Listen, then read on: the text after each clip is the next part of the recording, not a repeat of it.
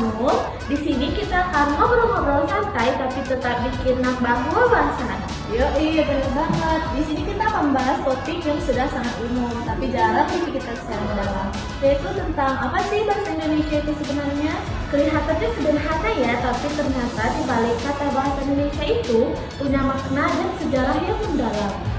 Kita semua tiap hari pakai bahasa Indonesia nih buat ngobrol, bikin caption, ataupun debat di medsos.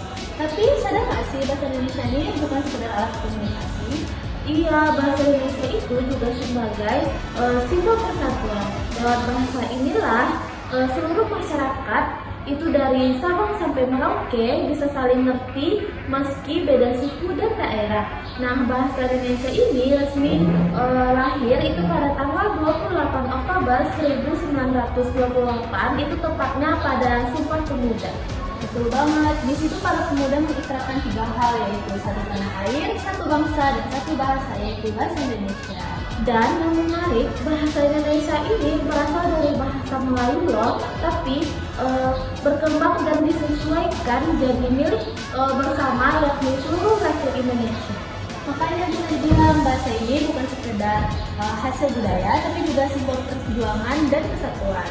Nah, terus fungsinya bahasa Indonesia itu apa aja sih? Menurut para ahli, bahasa Indonesia ini memiliki banyak fungsi, yaitu yang pertama itu sebagai bahasa persatuan karena nyatuin ratusan suku bangsa yang berbeda-beda. Yang kedua itu sebagai bahasa resmi negara, yang mana yang bisa dipakai di pemerintahan, pendidikan, maupun media massa.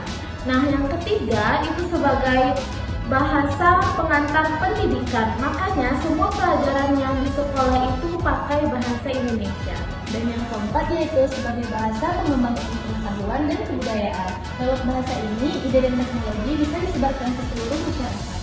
Nah, tapi di era digital kayak sekarang, bahasa Indonesia itu juga lagi banyak tantangannya ya. Benar banget nih, di era sekarang ini banyak yang menggabungkan bahasa Indonesia dengan bahasa Inggris, bahkan bahasa Korea.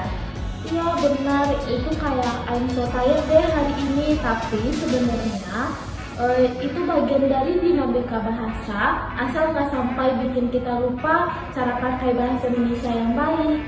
Benar, bahasa itu hidup, jadi dia terus berubah. Tapi yang penting kita harus tetap pandai menjaga identitas dan tahu kapan memakai bahasa yang baik.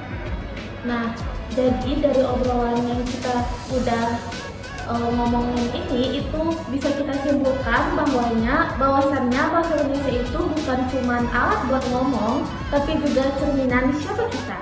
Lewat bahasa Indonesia, kita bisa bersatu, belajar, dan memperkenalkan mengenai identitas kita sebagai bangsa yang memiliki identitas kuat.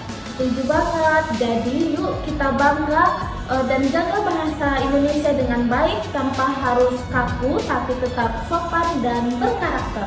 Oke, mungkin sekian dulu ngobrol-ngobrol santai kita pada sore hari ini. Terima kasih telah menonton podcast kita. Jangan lupa like, komen, dan subscribe. Sampai jumpa di episode berikutnya. Tetap kece, tetap Indonesia.